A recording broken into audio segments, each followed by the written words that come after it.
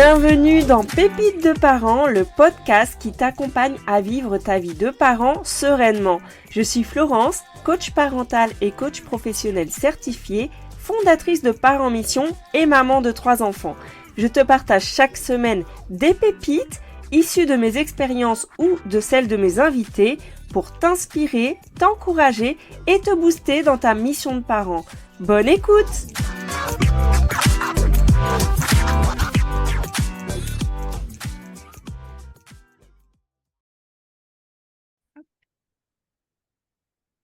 Bonjour Sophie, je suis ravie de t'accueillir sur le podcast Pépites de parents. Comment vas-tu?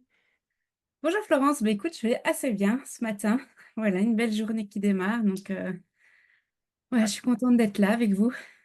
Ah bah nous aussi. Alors on est en compagnie de ma fille, hein, donc si ceux qui nous écoutent entendent deux trois petits bruits, c'est normal parce que voilà, hein, c'est les vacances scolaires. On n'a pas toujours, on n'a pas toujours le temps 100% dispo, hein, donc Tout à on gère, fait.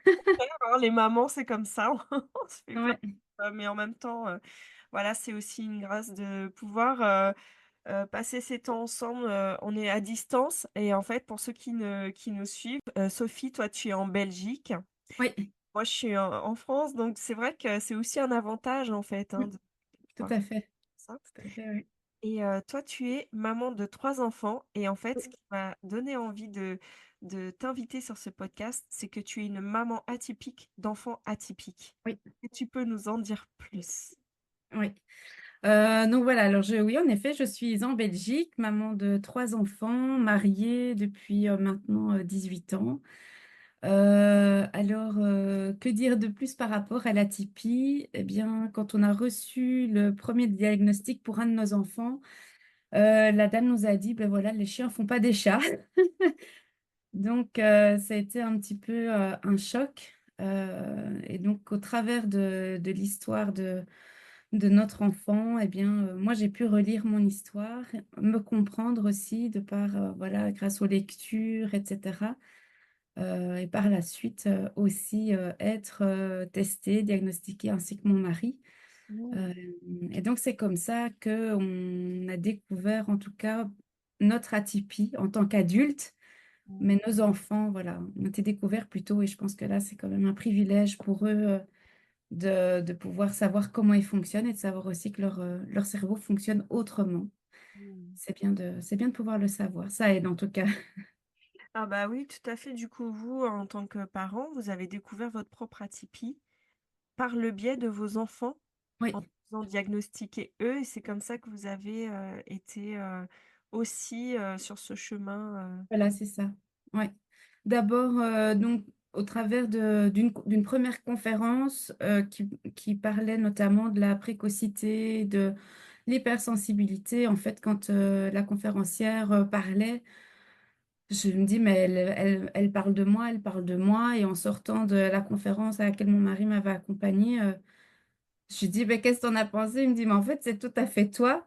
Et on allait d'abord pour en savoir plus par rapport à notre enfant qui venait d'être voilà, diagnostiqué. On voulait en savoir plus. Et ça a vraiment fait écho chez moi dans un premier temps. Mais disons qu'à ce moment-là, ma priorité, c'était voilà, notre enfant qui vivait vraiment des choses difficiles. Il avait 8 ans à ce moment-là. Et donc, pour l'aider, je me suis mise à la lecture. J'avais déjà une idée de ce que c'était que l'atypie parce que voilà, je suis enseignante. J'ai enseigné pendant quand même une quinzaine d'années avant de faire un burn-out. Et au travers de l'enseignement, j'ai été quelque part formée ben voilà, aux troubles des apprentissages. J'ai été formée aussi enfin voilà, à comment mettre des choses en place. J'ai travaillé dans l'enseignement spécialisé, ce que nous avons quand même assez bien en Belgique. Bon, maintenant, ça tente à disparaître. Et puis dans ma famille, du côté paternel, plusieurs de mes cousins et cousines ont des atypies, donc des troubles des apprentissages. Donc j'étais quand même déjà un petit peu familiarisée à tout cela. Mais ce que je ne savais pas, c'est que c'était héréditaire. Voilà, que ça fait partie des gènes. Et donc ça, c'est vraiment au travers de mes lectures, au travers des conférences que j'ai écoutées, auxquelles j'ai participé aussi, que je me suis rendu compte que ben, finalement, en effet, les chiens ne font pas des chats.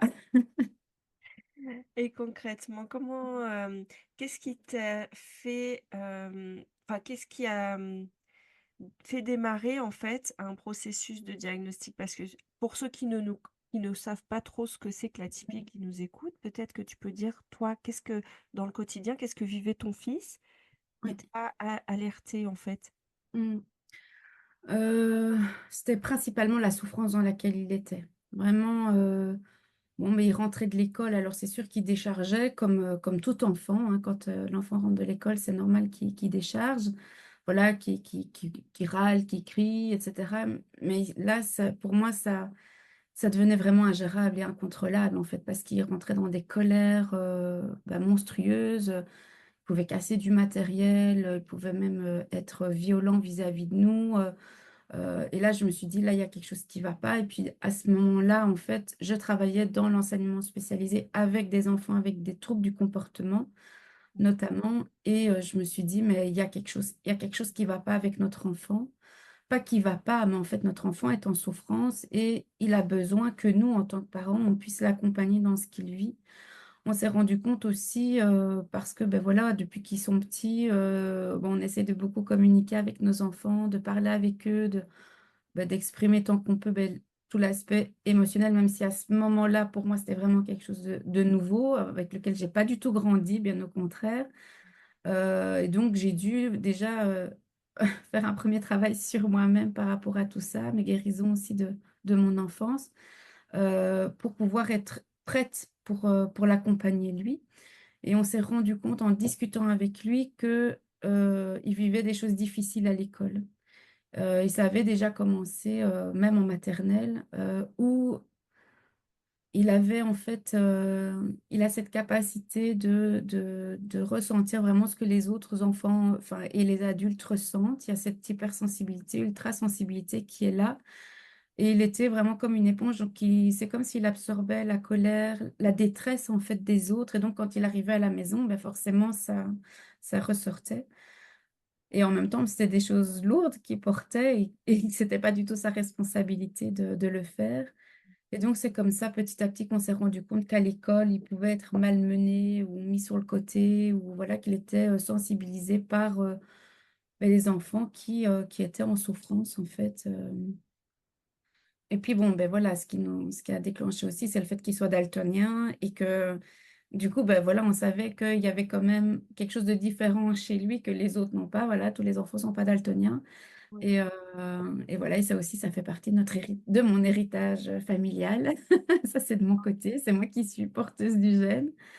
d'accord. Et donc, voilà, donc on était attentifs malgré tout à son développement personnel, mais aussi scolaire. Mais alors, les crises de colère, vraiment, cette souffrance qui était là, voilà, et puis il voulait plus du tout aller à l'école. Ça devenait vraiment très, très difficile. C'était une période compliquée parce que moi, je venais de perdre mon papa. On allait aussi déménager.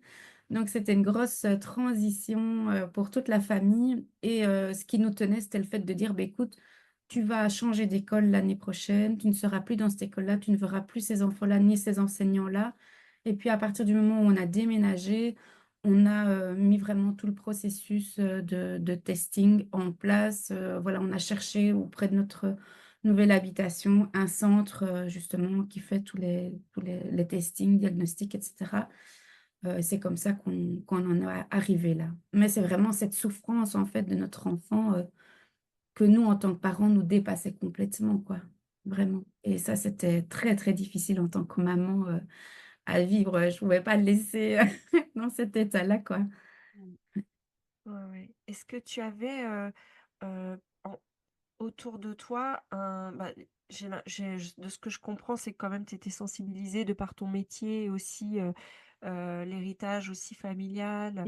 Mais autour de toi, est-ce qu'il y avait des professionnels qui t'ont dit ça serait intéressant de le faire tester Non. ou c'est vraiment toi qui as... Oui. Oui. Alors, il n'y avait pas vraiment de professionnels.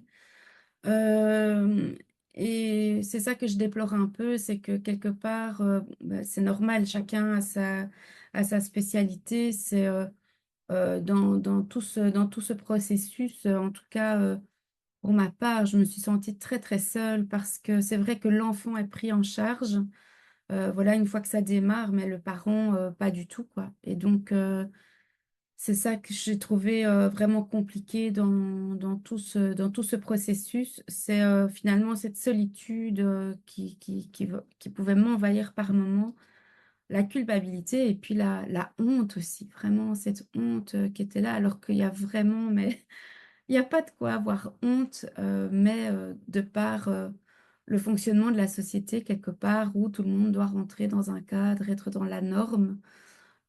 Quand un adulte ou un enfant sort de ce cadre, il est souvent mis de côté. Ouais. Et c'est là aussi où on se dit, mais comment est-ce que ça va se passer pour lui? Comment est-ce qu'il va vivre ça au quotidien? Et puis comment est-ce que nous, on va vivre ça au quotidien? Parce qu'on ne peut pas l'accompagner à l'école, on peut l'accompagner à la maison, mais à l'école, non.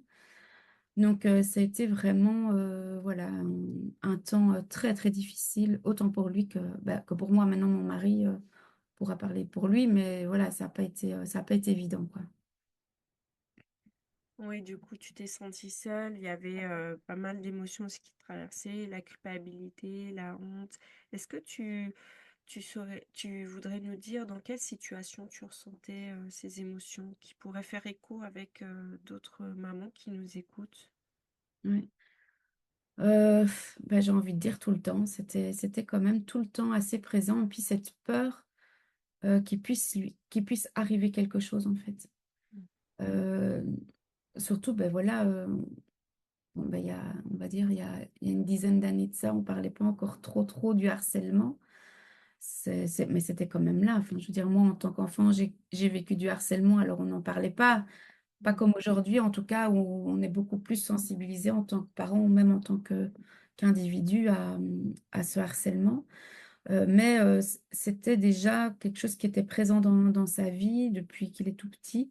Et donc, j'avais quand même peur qu'il se passe quelque chose. Et je dirais que vraiment, là où je pouvais trouver du réconfort, c'était dans la présence de Dieu. C'était de me dire en fait que moi, je ne pouvais pas accompagner mon enfant à l'école, mais je savais que Jésus était avec lui. Et ça me réconfortait de savoir que Dieu est au contrôle de toutes choses. Ça ne veut pas dire qu'on est à l'abri, mais ça veut dire quand même que Dieu est là et nous accompagne dans ce qu'on traverse. Mm. Donc ça a été ton réconfort Oui, parce que c'est vrai que tu peux pas maîtriser toutes sortes de situations, mais simplement non. toi essayer de trouver la paix en fait quelque part tant que faire se peut. Oui, c'est ça, tout à fait. C'est trouver cette paix dans cette tempête, en fait, et puis qui m'envahissait aussi parce qu'au travers de ce qu'il vivait, moi, je revivais tout à fait mon histoire. Et ça voulait dire aussi prendre du recul par rapport à ce que moi j'avais vécu, aussi par rapport à mes parents qui, à l'époque, il y a 40 ans de ça, on en parlait encore moins des atypies, on parlait encore moins de communiquer avec bienveillance, être à l'écoute des émotions, tout ça. On n'en parlait pas du tout, pourtant, ça existait déjà. C'est juste qu'aujourd'hui, on a cette possibilité, et j'ai envie de dire ce privilège d'aller quand même voilà, voir des professionnels de la santé mentale, de mettre des mots sur ce qu'on vit. Mais il y a 40 ans, 50 ans, 60 ans, on n'en parlait pas, mais c'était quand même déjà là. Et alors on va dire oui, mais c'est un effet de mode maintenant. Ben, c'est pas un effet de mode, c'est oui, on le sait plus, mais parce on a la possibilité du diagnostic. Mais non, voilà, de revivre aussi ma propre histoire au travers de ce que mon enfant vivait, ça n'a pas été simple. Donc là aussi, moi, je me suis fait accompagner parce que ça devenait trop. Et puis, j'étais aussi ben voilà, dans cette période de burn-out où, en fait, j'ai implosé, quoi, carrément. Mm. D'une part, parce que, voilà, dans le cadre de mon travail, c'était quand même très difficile. Et puis, avec toutes les choses qui s'étaient accumulées, que j'avais gardées, justement, dans cette solitude, je ne savais pas vers qui me tourner. Et donc, mon corps, m'a complètement, lâchée. Et du coup, ça m'a permis aussi, moi, de me faire accompagner, en fait. Mm. C'est des fois dans les témoignages que j'ai, c'est effectivement le sentiment d'être seule, des fois même de parler de ses difficultés puis de pas être cru aussi. Oui, c'est ça. C'est elle aussi qui qui peuvent ne pas forcément reconnaître Ouais, certaines choses qu'on partage. Mais il y a aussi bah, des professionnels, et toi tu le dis très bien, qui sont là pour ça, enfin, qui sont oui, vraiment là pour aider. Et s'il y a un message aujourd'hui qu'on peut faire passer, c'est quand même de ne pas rester seul parce que tout à fait. euh, quand on est seul avec ce qu'on vit au quotidien, nos difficultés, on est des fois, on peut se sentir démuni et il y a quand même pas mal de risques hein, entre, entre nous à la maison. Ouais, Euh, Quand on est démuni, quand on ne sait pas comment réagir, on peut avoir des fois des réactions bah, sous le coup de l'émotion aussi. Voilà, ça, on n'en parle pas trop, tu vois, mais c'est vrai mm, qu'un enfant, quand on vit des crises tous les jours avec un enfant, ça suscite quand même pas mal de choses chez nous aussi. ouais. Je sais pas si c'est quelque chose qui te parle ou que tu as pu ressentir. Oui. Alors c'est sûr que qu'on doit tenir, hein. On doit lui apprendre à être calme et on doit nous apprendre aussi à rester calme dans ce qu'on vit. Alors à l'école, ça se passait quand même assez bien. Donc ça, c'était quand même chouette, c'est que il était quand même assez autonome au niveau de son travail, avec un chouette comportement aussi, voilà, très conciliateur, etc. C'était vraiment à la maison. Et puis parfois aussi à l'église où quand il faisait face à des choses vraiment injustes ou quand il entendait des choses qui n'allaient pas, ben, il le disait. Et puis ben, quand c'est un petit bonhomme entre 8 et 10 ans qui prend position par rapport bah, à certaines choses, ben, du coup, ça ne plaît pas toujours. Et donc, c'était surtout à l'église où on venait nous dire, oui, voilà, il est comme ceci, il est comme cela, il faut être un bon chrétien. Oui, mais en fait, c'est un enfant. Et oui, c'est important aussi ben, de l'écouter, de voir qu'est-ce qui se passe et d'accepter en fait qu'il soit différent, mais comme en fait chacun a sa singularité, est comme il est, euh, et donc de ne pas rentrer dans cette espèce de moule qu'on veut imposer à tout le monde. Donc, donc voilà, c'est se battre en fait aussi pour que chacun puisse être bien. Hmm. Et aujourd'hui, c'est vraiment ça aussi. Mon combat, c'est de dire bah, que tout le monde a le droit d'être comme il est. On est tous appelés à être, enfin voilà, à changer, à s'améliorer, je dirais, qu'on soit adulte ou qu'on soit enfant. C'est bien de voir, ben voilà, dans notre caractère, dans nos comportements, ce qui peut blesser l'autre et de vivre cette transformation intérieure, j'ai envie de dire. Mais on le fait aussi pour nos enfants et Hmm. leur dire aussi que ben, qu'ils peuvent être différents et d'être pleinement heureux en fait dans cette différence. Hmm.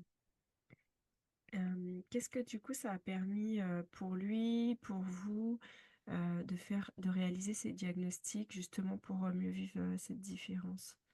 Ouais. C'est la compréhension. Pour moi, alors pour moi, c'était vraiment de se dire, c'est pas pour lui, pas pour mettre une étiquette sur mes enfants, parce qu'ici on parle principalement de un, mais voilà, donc on a 3 enfants, il y a un deuxième enfant aussi qui a été diagnostiqué avec voilà d'autres troubles plus au niveau des apprentissages, dyslexie, dysorthographie. Le troisième n'a pas été diagnostiqué, mais voilà, je vois quand même qu'il y a aussi des choses. Et en fait, c'est une compréhension d'un fonctionnement de l'enfant qui lui est propre. Alors, de nouveau, chaque enfant fonctionne de, de comment il est, mais le cerveau d'un enfant et d'un adulte atypique est câblé différemment. Donc, c'est pas qu'il est plus intelligent que les autres ou qu'il y a plus ceci ou moins que cela, mais en fait, c'est simplement le fonctionnement du cerveau qui est différent. Et c'est bon de le savoir parce qu'en fait, en comprenant comment ce cerveau est câblé, comment le cerveau fonctionne, ça permet de mettre des stratégies en place à la maison pour justement vivre dans cet apaisement. Et l'enfant va aussi comprendre que, ben oui, alors voilà, si un enfant a par exemple un trouble de l'attention avec une hyperactivité, enfin, on parle beaucoup du trouble de l'attention, même si c'est plus voilà, un dysfonctionnement de l'inhibition, on va dire. Il n'arrive pas à inhiber ben, tout ce qui se passe autour de lui. Euh, eh bien, de le savoir, par exemple, de mettre des bouchons dans ses oreilles, à certains moments, ça peut aider. C'est un petit truc, mais Mm, ça permet à lui d'être apaisé quand il est, par exemple, en classe. Ça mm, va pas le couper du monde, mais il va continuer d'entendre le prof et tout, mais il va pas entendre le bic qui tombe, il va pas entendre la mouche qui passe, enfin voilà, tout ce bruit de chaise, etc., qui peut être très agressif en fait pour des enfants qui ont une sensibilité au niveau voilà, auditif, par exemple. Ça permet vraiment de comprendre quels sont les besoins de notre enfant. Et chacun de nos enfants a des besoins qui lui sont propres. Et pour l'enfant atypique, eh bien, ça peut être différent et il y a des choses qui peuvent être mises en place. Donc, pour moi, en tout cas, tous ces diagnostics permettent vraiment une meilleure compréhension de nos enfants et de comment répondre au mieux à leurs besoins. Qu'est-ce qu'on peut mettre en place à la maison, à l'école, à l'église pour que l'enfant puisse se sentir le mieux possible et puis plus tard, en tant qu'adulte, puisse savoir lui-même ce dont il a besoin. mm. Et ça, c'est important quoi, de le savoir et d'en prendre conscience, en fait, tout simplement, oui. Ouais. Oui, donc c'est vraiment, ça aide à mieux comprendre, ensuite à mieux connaître, à connaître ses besoins, à y Ouais, répondre et à préparer quelque part sa vie de futur adulte, quoi. Et, mais en tout ouais, cas, déjà de faciliter son quotidien dès aujourd'hui. c'est ça. Et pour vous, en tant qu'adulte, qu'est-ce que ça a changé du coup? Par rapport à l'atypie, tu veux dire? Oui. Oui, d'être diagnostiqué, justement. Bah aussi, cette compréhension. Cette compréhension. Et puis, en tout cas, pour ma part, ça m'a permis quand même de guérir, vraiment de guérir, de relire cette histoire, mais avec beaucoup plus de recul, de me dire en fait que c'était pas de ma faute, Mm. euh, que je suis comme ça et que, ben oui, les matières qui me grattent, enfin, bon, à l'époque, on portait beaucoup enfin, même les pulls à col roulé ou les pulls en laine et tout ça. Ben moi, ça me grattait, ça m'irritait. Et c'était pas pour être embêtante vis-à-vis de ma maman qui voulait me mettre ces vêtements-là, parce que à l'époque, c'était comme ça que c'était compris voilà, que j'étais embêtante. Mais c'était vraiment parce que physiquement, en fait, je n'arrivais pas à supporter la matière sur ma peau. Je n'arrivais pas à avoir des chaussures serrées. C'est pour ça que j'étais tout le temps à pieds nus. Enfin voilà, à l'extérieur, à l'intérieur, j'étais tout le temps à pieds nus. Donc oui, ça m'a permis vraiment de relire mon histoire et de savoir aussi qu'aujourd'hui, eh bien, j'ai besoin d'avoir des temps de recul. C'est vrai que quand je suis beaucoup avec les gens, etc., eh bien, quand je rentre chez moi, j'ai besoin d'avoir un temps vraiment off, isolé, voilà, pour me ressourcer. Mais je suis encore aussi dans cet apprentissage, justement, de quels sont mes besoins, de comment y répondre aussi au mieux pour justement être dans cet apaisement quotidien, quoi. Donc, ça m'a permis de comprendre, voilà, de comprendre mon fonctionnement, de comprendre mes besoins aussi, oui.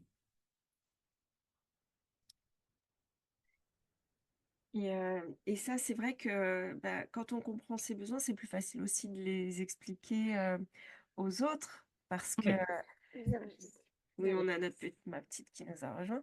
Dans l'environnement dans lequel on évolue, ben, on peut plus facilement être accepté quand soi-même on en parle, on est apaisé par rapport à qui on est, on se connaît mieux. oui, Enfin, c'est ce que j'en déduis en tout cas, et puis même oui, aussi dans mon expérience. oui. Et puis, il n'y a plus cette honte et cette gêne.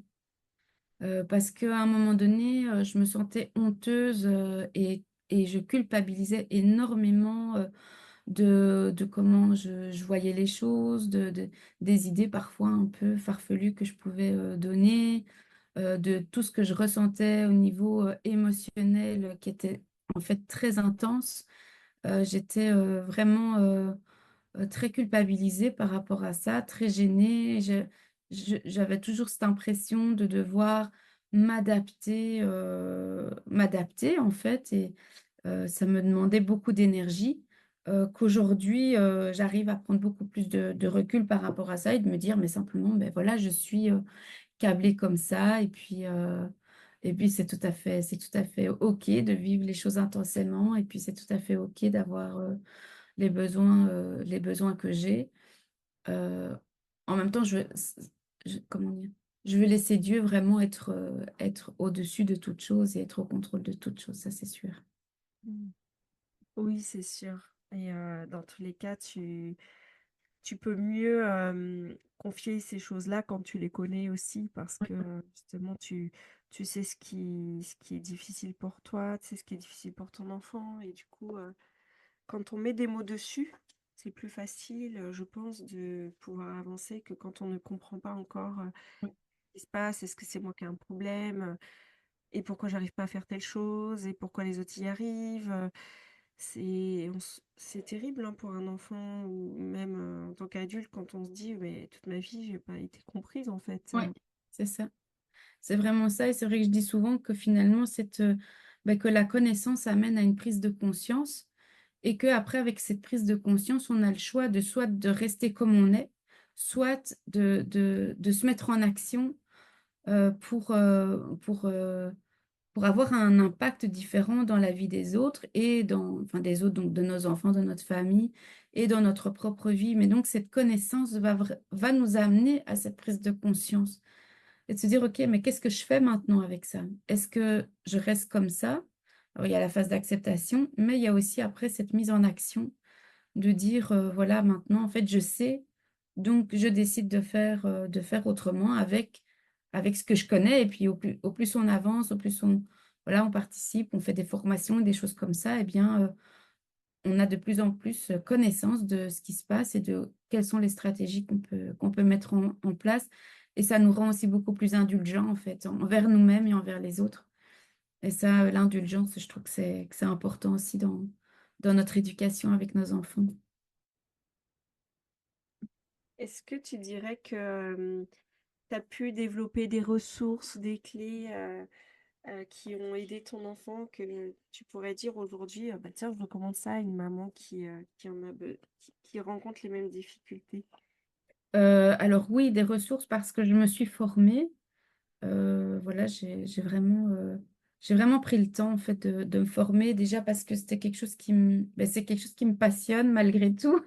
Je sens que c'est vraiment dans mes tripes, ça me fait vraiment vibrer, hem et donc oui, j'ai pu, développer, des stratégies, des choses à mettre en place à la maison pour, nos enfants. Pour nous-mêmes aussi, pour moi-même. Voilà, le fait de prendre du temps pour moi le matin, par exemple, prendre du temps aussi voilà, j'aime beaucoup le papier, donc on a l'agenda, numérique, mais je tiens toujours mon agenda papier dans lequel je peux faire des petites annotations, des petits coloriages, des petites choses qui me font plaisir et que j'aime bien. Mais c'est principalement, voilà, mon attention est fixée quand même, sur, les enfants et comment, leur permettre aussi de vivre pleinement, comment ils sont dans toujours cet aspect d'une part, décharger ma charge mentale et de l'autre part permettre à chacun des enfants de grandir de manière autonome aussi. C'est vrai que comme tu dis bah il y a tout il y a il y a qui on est en tant que femme, ensuite en tant que mère et ensuite en tant que mère d'enfants qui ont chacun des besoins Ouais, différents. Et ce que tu partages, c'est que ce qui me parle, c'est vraiment de prendre soin de toi en tant que femme ouais, aussi en premier quelque part, ouais, puisque tu commences la journée comme ça. tout à fait. Ça a été facile pour toi à mettre en place ça, parce que ça peut être un défi pour certaines. Non, ça n'a pas été facile du tout, vraiment pas facile. D'ailleurs, voilà, de nouveau cette culpabilité, qui était là parce que je n'y arrivais pas. Mais finalement, j'ai posé des actions qui m'ont aidée à tenir bon. Parce que d'une part, je voyais que ça me faisait du bien et que j'avais envie en fait de prendre ce temps-là. Alors Peut-être que certaines mamans préféraient prendre ce temps-là le soir et c'est tout à fait OK, ou pendant le temps de midi. En fait, ce qui est important, c'est de savoir ce qui nous correspond le mieux. Et pour moi, en tout cas, ce qui me correspondait le mieux, c'était de me lever tôt et d'avoir ce temps dès le matin. Donc, ce que j'ai fait, c'est que j'ai commencé à aller me coucher plus tôt. Donc voilà, entre 20h30 et 21h, je vais me coucher. Enfin voilà, en tout cas, j'arrête le téléphone, les écrans et tout ça à 20h30 parce que ça, j'ai vu aussi que d'être trop longtemps sur mon téléphone le soir, etc., ça me donnait une mauvaise nuit. Du coup, même mon téléphone, maintenant, je le mets en dehors de ma chambre, je le mets dans mon bureau. Et ça me permet déjà de mieux dormir. Et du coup, le matin, voilà, je me réveille à 5 heures et j'ai vraiment ce temps pour moi. Alors, je peux le faire aujourd'hui parce que ma vie est différente d'avant. Avant mon burn-out, je travaillais à temps plein. J'étais investie dans plein de choses. Aujourd'hui, j'ai appris à dire non.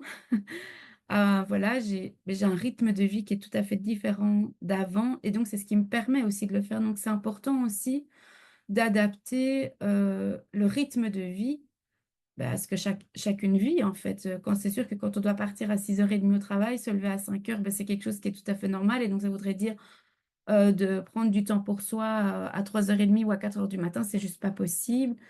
Et donc, c'est important de prendre conscience de la réalité dans laquelle on est et de se dire que c'est OK, en fait, si on n'y arrive pas et que peut-être c'est pas encore cette saison de vie-là et peut-être que le temps que la maman va prendre pour elle, ce sera peut-être dans sa voiture, après avoir déposé ses enfants à l'école, de se dire, OK, pendant 10 minutes, là, je reste dans ma voiture, je prends un café ou j'écoute voilà, de la musique, ou je me pose, ou je prends un livre, ou avant d'aller travailler. Euh, mais c'est important de réaliser dans quelle saison de vie on est et dans cette réalité en fait qui est différente vraiment de l'une à l'autre, sans se culpabiliser, de dire oh mais elle arrive à se lever à 5 heures du matin, moi j'y arrive pas. Oui, mais en fait c'est OK parce qu'on n'a pas la même réalité de vie et que ta réalité de vie, elle est telle qu'elle est. Et qu'est-ce que tu peux mettre en place dans ta réalité de vie? Comment est-ce que, à un moment donné, tu peux te trouver des petits créneaux de 10, 15, 20 minutes où tu peux te poser et tu peux dire, OK, en fait, ça, c'est vraiment un temps pour moi. Je crois Mm. que c'est difficile, c'est sûr, mais c'est pas impossible. Euh, et ce qui m'a vraiment permis de faire ça, c'est d'accepter la saison dans laquelle j'étais. Euh, Mm.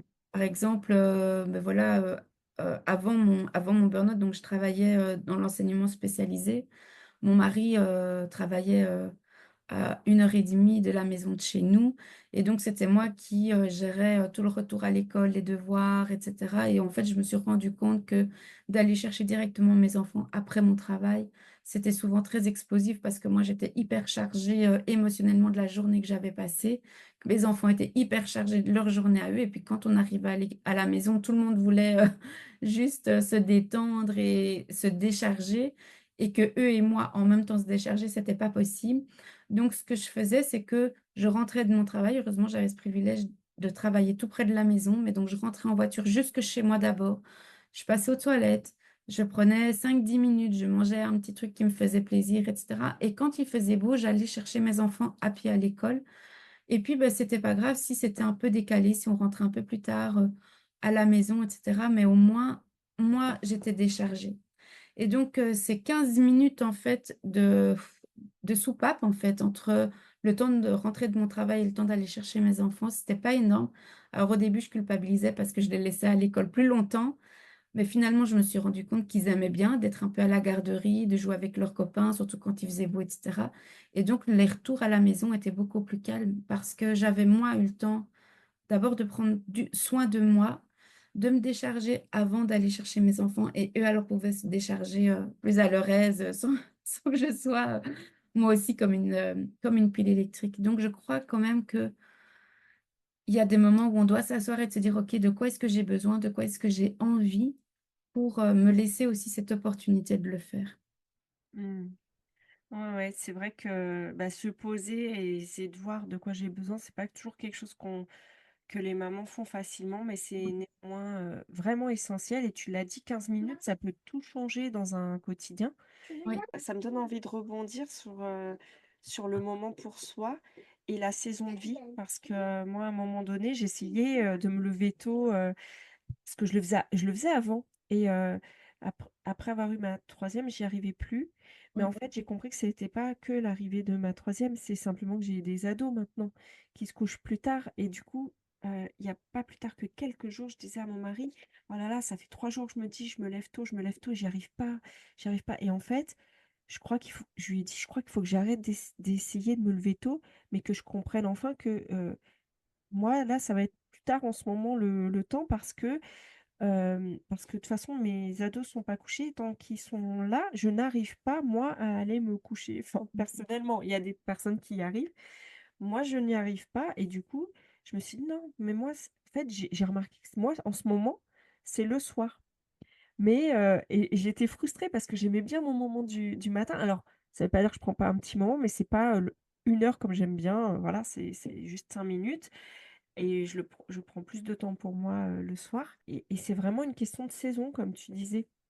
Et que c'est pas grave de changer. Alors, c'est sûr, oui, moi, je préférais le matin, mais juste, de toute façon, je n'y arrive pas. Donc, autant ne pas être frustrée et le soir et le matin, ça sert à ouais, rien. c'est ça. C'est ça. Et c'est vrai que la frustration peut amener énormément de tension. Mm. Et c'est pour ça que je crois qu'il faut juste accepter et que, alors parfois, on doit accepter même quand c'est vraiment difficile et ça peut être comme un deuil et passer vraiment par un temps de tristesse aussi de pas, pas faire ce qu'on a envie de faire, mais de se rendre compte en fait que là, à ce moment-là, c'est juste pas possible. Et l'acceptation permet de vivre avec moins de frustration et de se dire, voilà, c'est un temps qui est comme ça là maintenant. Peut-être que plus tard, je ferai le matin, du coup. Mais là, pour le moment, ben, en l'occurrence, c'est le soir et c'est tout à fait OK que ce soit le soir. C'est vrai que bon bah c'est comme ça, c'est un temps. Et puis comme tu disais, ça peut être le midi. Il y a une époque où quand je travaillais en entreprise, je sortais le midi prendre l'air parce que j'en avais besoin. Puis c'était un petit temps pour moi aussi. Donc en fait, il y a plein de façons de le faire, mais l'essentiel c'est de trouver bah, ce qui nous correspond quoi et de commencer. En tout Oui, cas, n'oublie pas. En tout cas, merci beaucoup pour ton partage, Sophie. J'avais une dernière question. C'est comment ça s'est passé dans le couple aussi pour gérer ces moments difficiles avec les enfants quand la phase où tu n'as pas encore les réponses aux questions et que tu ne sais pas encore comment faire. oui. Ben, je vais pas vous mentir, hein, ça n'a pas été facile du tout. Parce que ben voilà, moi je suis très dans les émotions, mon mari pas du tout. Lui, il est plus dans tout ce qui est voilà la réflexion, le raisonnement en fait. Et c'est vrai que ce sont deux, j'ai pas envie de dire des choses qui s'opposent, mais où je prenais les choses très très à cœur et je voyais que chez lui en fait ça répondait pas du tout et que voilà ça le touchait pas, ou j'avais l'impression en tout cas que ça le touchait pas. Donc je lui glissais petit à petit, voilà, les lectures, les choses que j'avais écoutées, etc., pour aussi le sensibiliser à tout ça. Mais c'est vrai que ça n'a pas été facile parce que on a, on a géré ça de manière totalement différente. Par contre, il a pris conscience aussi que notre enfant était en souffrance et que c'était bien de faire toutes ces démarches-là, d'aller chez la neuropsychologue, la psychologue, la logopède, enfin l'orthophoniste, comme on dit en France. Euh, et donc voilà, d'être un suivi. Donc quand je partais avec l'un voilà, chez la neuropsy, ben, je savais qu'à la maison, il était là et que finalement, il gérait les deux autres enfants et que il faisait à manger, etc. Donc voilà, c'est vrai que c'est pas toujours évident de vivre ça en couple parce que ben, de nouveau, on est deux personnes qui sont différentes, mais c'est important d'en parler, de pouvoir déposer aussi ce que chacun ressent et d'accepter que l'autre ne vit pas ne vit pas les choses de la même manière que soi. Mm. Euh, et donc voilà, mais on avance petit à petit par rapport à tout ça, oui. Et en tout cas, c'est vrai que tu as dit quelque chose, c'est qu'il a pris conscience, voilà, de la souffrance et en fait, c'est des fois ça aussi la clé, c'est de parler aussi de ce qu'on ressent et pas Ouais, forcément être que sur tu agis pas comme moi ou tu comprends pas comme moi, mais juste voilà, regarde notre enfant comment il est, qu'est-ce qu'on peut faire quoi, parce que de toute façon, il mm, faudra bien l'aider, trouver une solution. Et ça peut être quelque chose qui peut aider au déclic aussi quand on n'a pas de toute façon forcément la même façon de vivre les choses. ouais, Et tu me disais tout à l'heure, avant qu'on démarre, que c'est vrai qu'il y a aussi plein d'avantages et par rapport à la Tipeee et qui peut encourager justement les parents qui nous écoutent. ouais. Alors c'est vrai que les enfants qui sont atypiques sont très vifs. Ils ont un esprit créatif qui est très très développé. Alors ça peut être vraiment dans tout, hein, autant dans les constructions Lego que les constructions en papier. Donc on se ramassait souvent, enfin voilà, ça c'est surtout notre deuxième qui a pas été diagnostiqué encore, qui lui est très dans tout ce qui est expérimentation. Voilà, il a eu un élevage de fourmis, puis il ramassait des petits animaux de ci, de là, puis il les observait, et puis euh, il- euh, il- la curiosité, en fait, qui est très présente, veut tout savoir sur tout, mais ça peut être autant sur la mécanique d'un moteur que sur l'univers, je sais pas, les dinosaures. Enfin, voilà, ça passe vraiment par plein de thèmes différents qu'il doit explorer à son maximum, puis après, il passe à autre chose. Il y a aussi le fait que au niveau de la sensibilité, c'est quand même très présent. Et donc, à partir du moment où on leur donne le vocabulaire adéquat, ils arrivent quand même bien à pouvoir exprimer les choses. Le côté impulsif, c'est vrai que parfois c'est un peu déroutant, mais parfois ils sont très, voilà, ce sont des enfants qui sont très clairvoyants, qui voient les choses très rapidement. Et alors, en tant qu'adulte, parfois, ça peut être très confrontant parce qu'il vient mettre des choses, voilà, sous notre nez en disant, mais regarde, il y a ça, il y a ça, il y a ça. Et puis, en fait, c'est très juste ce qu'il dit. La manière de le dire est peut-être pas la meilleure manière, mais en tout cas, ce qui est dit est correct et est juste. Et donc, c'est à nous, en tant qu'adultes, de se dire, en fait, OK, la manière est peut-être pas la meilleure, mais ça permet aussi de se remettre en question, de remettre en question une situation aussi. Et cette soif de justice qui est, voilà, aussi très, très présente et qui vont se lever pour une cause, même si si ça ne concerne pas. On a vécu, voilà, avec notre enfant que il a été face à des propos racistes. Donc, ben, lui, voilà, mon mari et moi, on est tous les deux blancs, j'ai envie de dire. Et donc, dans une situation, il y a eu des propos racistes qui ont été dits envers un enfant. Et donc, il a vraiment pris position en disant que ça se disait pas, ça se faisait pas comme ça. Et je savais même pas comment, en fait. Et pourquoi est-ce que d'un coup, il a vécu ça comme étant de l'injustice? Euh, et j'ai trouvé que c'était beau parce qu'il a pu défendre cet enfant. Et puis, enfin voilà, il y a quelque chose aussi qui s'est créé entre eux. Et j'ai trouvé que c'était beau, en fait, ce fait qu'il se lève pour une cause et qu'il porte une cause qui est importante, qu'il ose dire les choses à un adulte, enfin voilà, alors que qu'il avait 9 ans. Je me suis dit, ben allez, ça c'est quand même chouette. C'est quand Mm. même chouette. Mais c'est vrai qu'on est souvent on vit de belles surprises, des beaux débats aussi à table, maintenant qu'ils sont adolescents. On vit des débats et c'est hyper enrichissant parce qu'ils voilà, ils disent les choses aussi avec beaucoup de simplicité, quoi. Mm.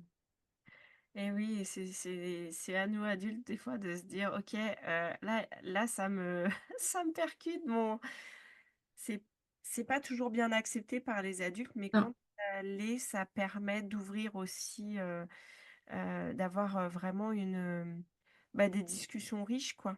oui, Et c'est tout à vrai fait. que dans l'environnement, je parle scolaire par exemple, ça peut être très mal perçu Oui, par les adultes, tout à mais on fait.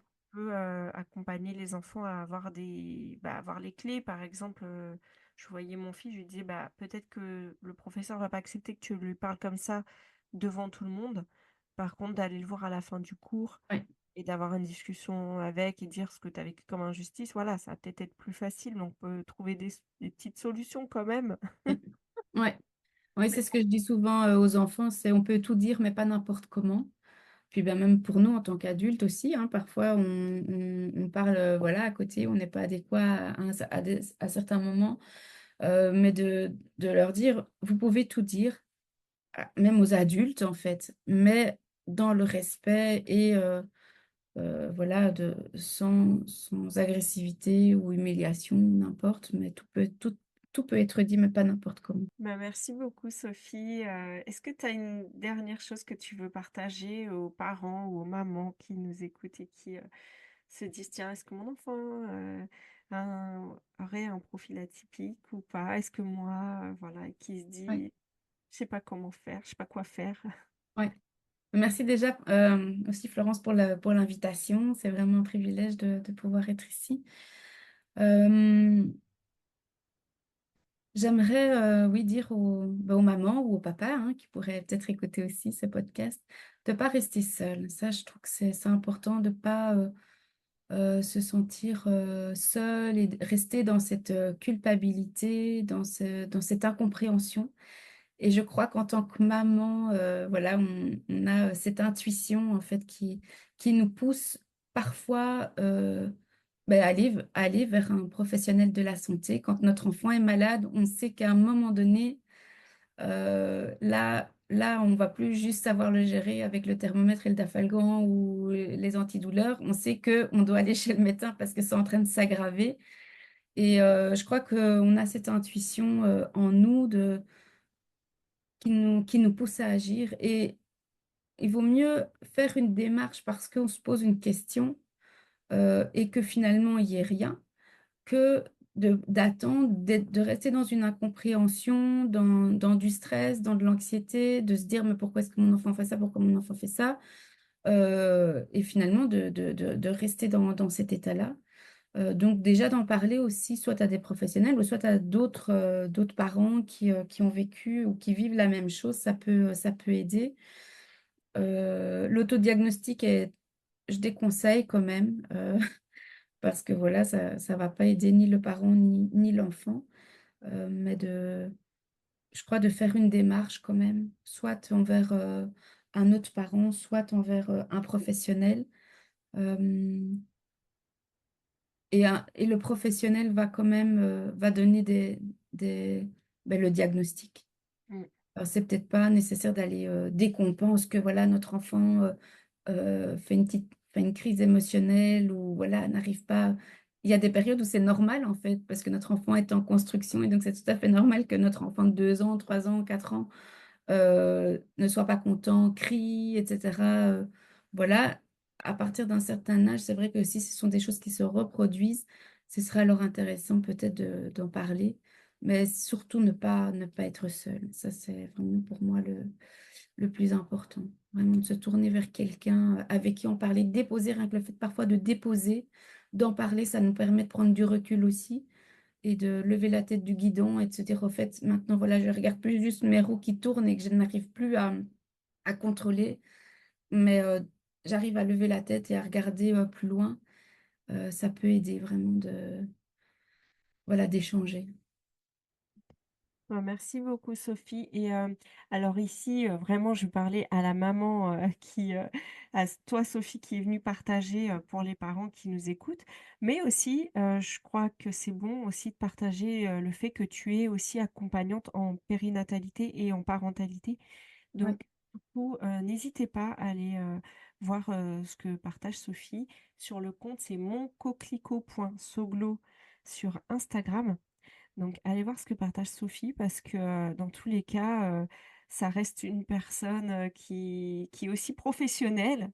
ouais, Voilà, donc je tenais quand même à le partager, même si là on parle des pépites de parents, mais c'est aussi euh, quand on est professionnel de l'accompagnement, souvent c'est qu'il y a une histoire derrière.